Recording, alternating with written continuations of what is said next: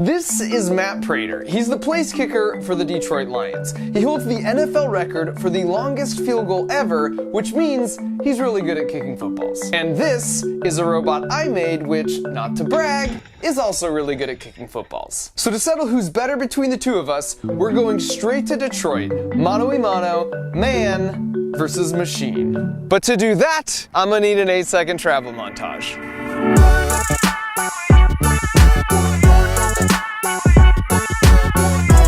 I arrived an hour before him to get the full NFL experience, and so I could soak up the fact that I had an entire stadium just to myself in the most professional way possible.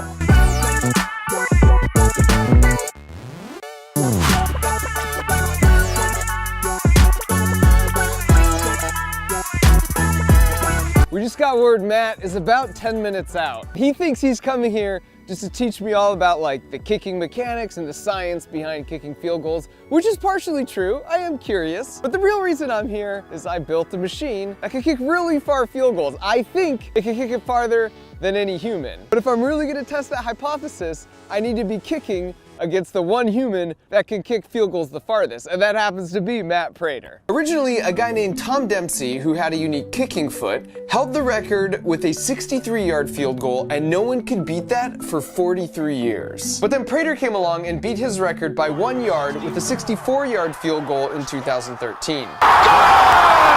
History is made! And he still holds the record nearly a decade later. There he is. And not only did Matt show up, but to my absolute delight, he brought along his personal trainer. Who's this? This is Pax. What up, Pax? How are you, buddy? And so after I joined him for his standard warm-up and stretch routine, I went straight for the jugular. So do you practice just as much as everyone else on the team? I definitely don't practice as much as yes. Everyone on your team is watching this like, oh, you punk. Everybody wants to be the kicker until it's the end of a game and you need a field goal. Then I asked him how to kick really long field goals, and he said it all comes down to just two things. Leg speed. Leg speed. First. And leg speed makes intuitive sense, but then he told me the second critical factor is making contact 2.2 inches up from the bottom of the ball. Extensive research has been done that backs up these two factors as the most critical for maximizing distance. So after that, he showed me the proper technique to achieve those two factors. So you come at an angle so your plant leg should be as close to straight as you can, and at this angle, so your kicking leg can be straight. So right when you're making contact with the ball, your kicking leg should be locking right at contact. See. And where do you hit the ball? So you'll hit the ball, you know, the little bone right in the middle of your foot. Yeah, like right here? Yeah, okay. right there. This will be the first time in my life I've legitimately attempted to kick a field goal. But after Matt's coaching, he made it seem like it was pretty similar to playing soccer. And I like to play soccer. You shouldn't have done this, but you taught me everything you know. So I say we have a competition, me versus you. I thought of a wager we could have. That Gatorade thing, it's got ice water in it. The loser gets dunked. All right. You okay with that? Yeah, You seem pretty confident. I don't know. We'll see. We'll see. Look at this guy sandbagging. So with that, we were ready to go, and this was his first kick, which he lined up left-footed, which didn't bode well for me. Oh, yeah. Because he's not left-footed. This is a disaster. And then it was my turn. All right, Rober. Nope. Laces out, Dan. Gotta remember everything you taught me. Yep. I like that. Got it. Nailed Nice. it. Moving back 5. This is a 25-yarder. Now you might say, Mark, what do you mean 25? You're only on the 15-yard line. And that's true, but the end zone itself is 10 yards, so you always include that with the kick distance. Got it. Good shot. All right, Prater, let's see what you got, pal. Ignore this. Don't let this bother you. We can have a full conversation. What'd you have for breakfast? Oh, goodness, that was right in the middle. Oh, that was a bad kick, but I'll take it. Got it. Got it! Okay. Bomb. Crushed it. Oh, wow. So far, I don't know, our kicks look pretty similar. Come back. Crushed it. Got it. Easy. With room to spare. No pressure. Oh no. That almost went over the net, man. Now that we were back to a 45-yard field goal, I was just stoked to still be in this. Was that short? What? Official review. I want an official review. Well, there's something I haven't told you. I'm actually a barefoot kicker. You never saw this coming, did you? No. It's honestly the last thing I expected you to do. In my defense, this was a super popular kicking style in the early 80s. But with no proven advantage, no one really does it anymore. Except for me. Get in. Oh! No! Oh, not cool. That's the worst sound you can hear as a kicker too. Hitting the pole, yeah, or crossbar. Oh, that was heart-wrenching. At least the high speed looked kind of cool.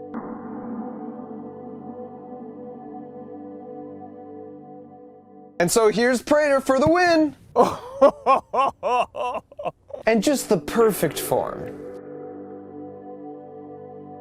All right, Matt. I thought the barefoot was gonna be my trump card, but I'll concede. As it stands, I'm getting the Gatorade bath. But while I might not be good at kicking footballs, I am good at engineering, which technically means I'm really good at kicking footballs. Let's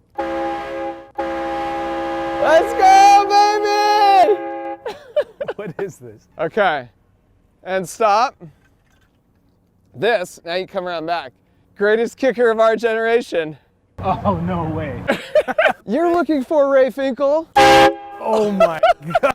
And a clean pair of shorts. So now Prater knew the real reason I was here, but to truly understand what he's up against, we have to go back just about 1 year, because that's when, with the help of my buddy John here, we tested our first prototype. John's really good with this kind of rugged, high-strength build, because he's worked in the industry doing props and special effects. And so at the end of that first day of testing, we could make a 60-yard field goal, but honestly, it was kind of just barely. We needed more power and accuracy because it was really inconsistent. But to understand how we fixed it, first you need to know how it works. Fundamentally, we've got a hub attached to an axle here. It can freely rotate, and if you slap a kicking leg on the end, they both rotate together. Then if you put a winch on this side connected to a wire that secures to the hub here, and then springs on this side also attached to a wire that attach to the hub in the same spot, then when the winch pulls down, the springs stretch out as the leg is cocked back into position. Now we just need a way to fire the thing. A quick release is a hook system that easily unhooks when you pull a cord. So if we put one of those here and then pull the cord, the springs now contract, which makes the leg spin real fast. For version 2 of the robot, everything had to get much more rugged and compact because we doubled the force from the springs to over a ton. And when we went out to test this time, it definitely did have more power, and our 60-yarders were looking much more promising. But because the football was making contact off to the side of the leg,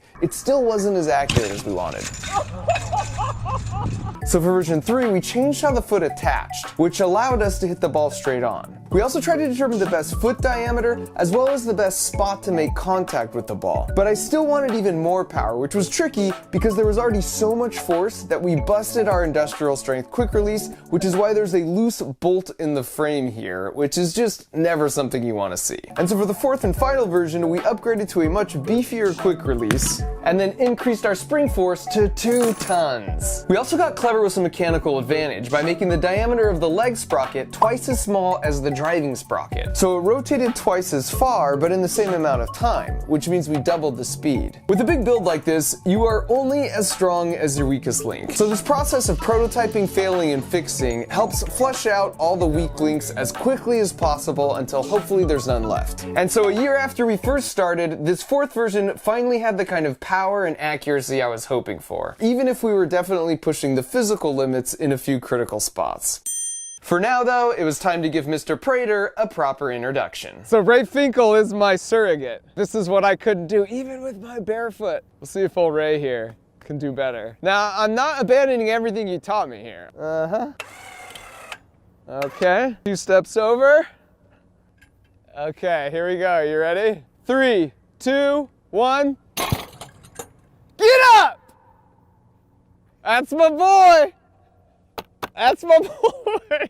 Wow, that looked really easy. That looked pretty easy. Yeah, that looked really easy. I hate to tell you, Matt, but that wasn't full power. In fact, that was only 1/3 power. For a half power demonstration, we went to the extra point location where, for reference, here is Prater, the mere human, kicking full power into the net, and then Finkel at half power,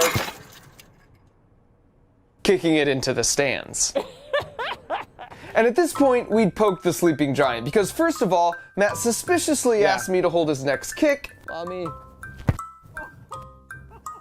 And secondly, after that 50-yarder, he continued working his way down the field, despite my best efforts to even further rig the competition.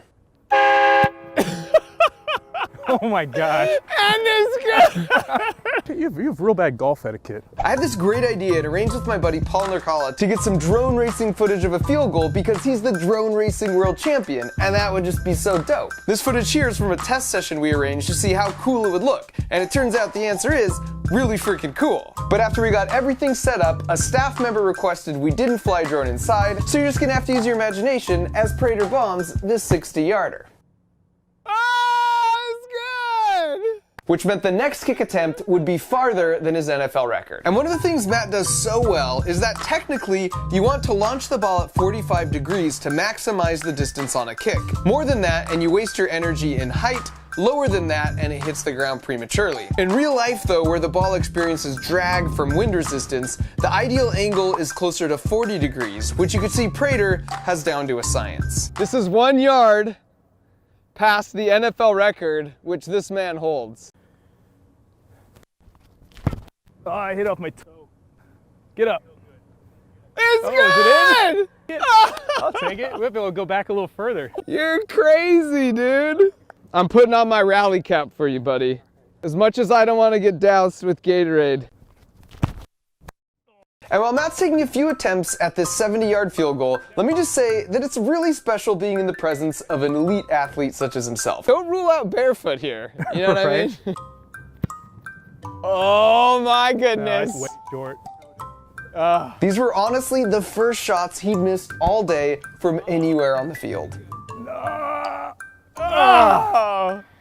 No, I'm done. Dude, well done. So now that Prater was unsuccessful from 70 yards, Finkel rolled over to potentially win the competition and save me from an ice bath. All right, here we go. A little bit of train horn for good luck and good measure. And this is where Matt got a little taste of Finkel's true range of motion. Whoa. Okay. This was about 80% full power for him. That's all you gotta do, dude. That's all you gotta do. 3, 2, 1, hit it! Go, baby, go! And so even with the terribly inefficient launch trajectory, we'd settled the question of man versus machine. That's my boy! That's my boy! Finkel! The hang time, dude, though, right? So high. I didn't think it was gonna get there. It went like straight I up. know. But since Finkel had made the trip all the way out here, we decided to keep going and try his foot next at an 84-yard field goal, which is an even 20 yards past the NFL record. But first, we wanted to try and figure out the foot speed of Finkel versus Prater. So we recorded a few kicks in slow-mo with a checkerboard background behind it. This is a trick I learned while at NASA that they've used for ages, because if you know the size of each of those squares, it allows you to watch back the clip and tell the speed of any moving object in the footage by converting grid boxes per second to miles per hour. So when you do this, you find Matt's foot is moving at an insane 48 miles per hour, which puts him right up with the elite place kickers and soccer players. The robot's foot, however, is traveling more than 30 miles an hour faster at a blazing 82 miles per hour. We also measured the ball speed after contact, and while Prater is at 80 miles per hour, which is again insanely fast, the robot clocks in at 120 miles per hour. And that checkered background speed trick is so cool that I invented this. I call it the 40-mile-an-hour blanket because it's a real soft, functional blanket on one side, but the other side has these squares that are sized just right so that if you film in slow-mo on your phone,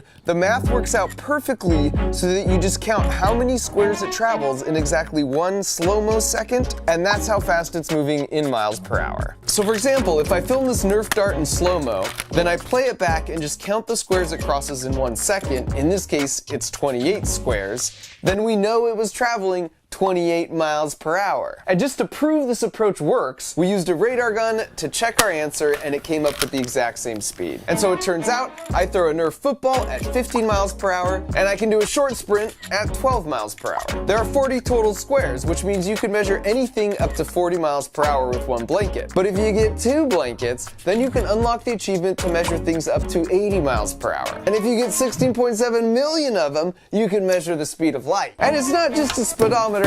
Oh!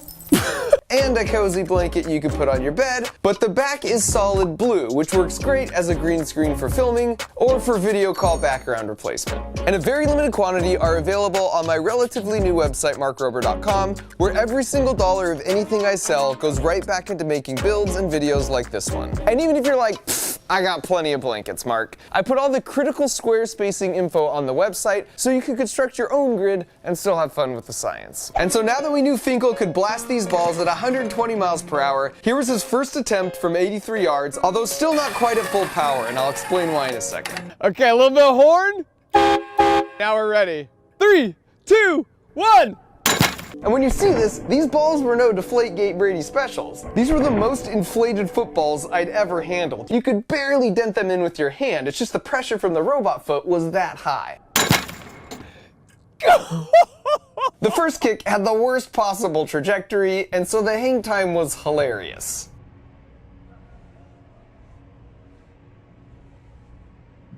We had quite a bit of energy up in the air. I think we need to optimize this a bit. But straight is a gosh darn arrow. So for the next one, we arranged the foot to contact higher up on the ball so it wouldn't pop it up so much. But still not a full power kick. Go! Please! But this one was just short because it knuckleballed and didn't pop up high enough. So now we knew exactly where to strike the ball to split the difference between those two, and we figured we might as well leave it all on the table and go full throttle. Which makes now a great time to explain why we weren't just doing this on every kick. On our last trip to the practice field, we were totally dialed in, as you can see here. I mean, that thing is suborbital. As a reminder, this is a 60-yard attempt. This is only 4 yards shy of the NFL record, and as you can see, we've got a little room to spare as we pass through the uprights. So then just for fun, we opened it up and sent all 2 tons of spring force through the machine and into the ball, which is when this happened. We're just going absolutely full, all of the power. 1! Oh my gosh! Yes! If you watch that clip back, the ball landed here, but it had the height to clear the uprights right here. And you'll notice that's right above this unique pattern in the cement. And from the satellite view, that unique pattern is right here. Now we were kicking from the 50-yard line, so the question is, what is that distance? Well, if we borrow this convenient 100-yard measuring stick, then that kick would have gone through the uprights with no tee and a slight headwind from 105 yards away. Now this is a bit of a good news, bad news situation, because on one hand, the ability to max out the robot and kick 105-yard field goals is amazing. But on the other hand, on the very next kick, this happened. The leg just fell off. We might be done for today. Basically, we sheared the key in the key shaft because of the whole 2 tons of spring force thing. And in case you're unfamiliar, this is the key. It's just a chunk of metal that gets wedged in here so that when the key shaft turns, the sprocket turns with it. So the final improvement would have been to swap the key shaft with a spline shaft because those distribute the load evenly among many surfaces as opposed to just one. Unfortunately, those spline shafts had a 2-week lead time and we were flying to Detroit a few days after this. Right, Finkel, from 83 yards, full power plus a little more. 3, 2, 1. Oh! Oh! Oh! Watch Finkel's head here.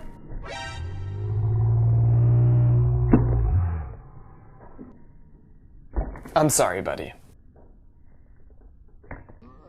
Oh my gosh!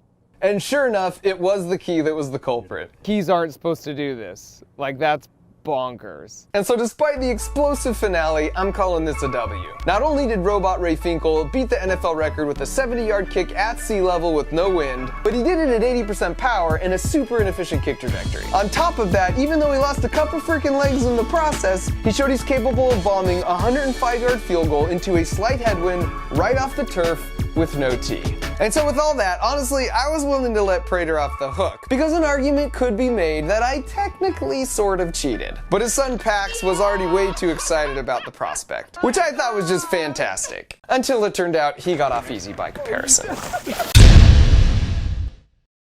This is me as a 4-year-old with an incredibly non-functional 2x4 violin I built. Now, compared to a 120-mile-an-hour field goal kicking robot, that looks pretty simple, but I like that picture because it's a reminder that if you want to get good at literally anything, you have to start with the basics. When it comes to creating stuff and making the basics seem really fun, no one does it better than my good friends at KiwiCo, who also happen to be supporting this video. They're the best because they deliver these really cool monthly crates that contain hands-on projects and DIY toys designed to expose kids to the entire range of STEAM concepts. And they all come with really simple kid-friendly instructions, plus all the supplies you'll need so you don't need a fully decked out workshop like mine to put it together. Each one also includes a custom booklet that teaches you practical science and gives you even more experiments you can try out with just stuff lying around your house. And they have 8 different crate lines for all different ages that cover the full STEAM spectrum from science and engineering to art and design. So if you want to support my channel and progress down your path of making cool things with something more impressive than a 2x4 violin, go to kiwico.com/markrover50 to get 50% off your first month of any crate. This is the first time I've given a promo code that applies to any of their crates. So thanks to KiwiCo for being the best, thanks to Ray Finkel for kicking till his leg flew off, and of course thanks to you for watching.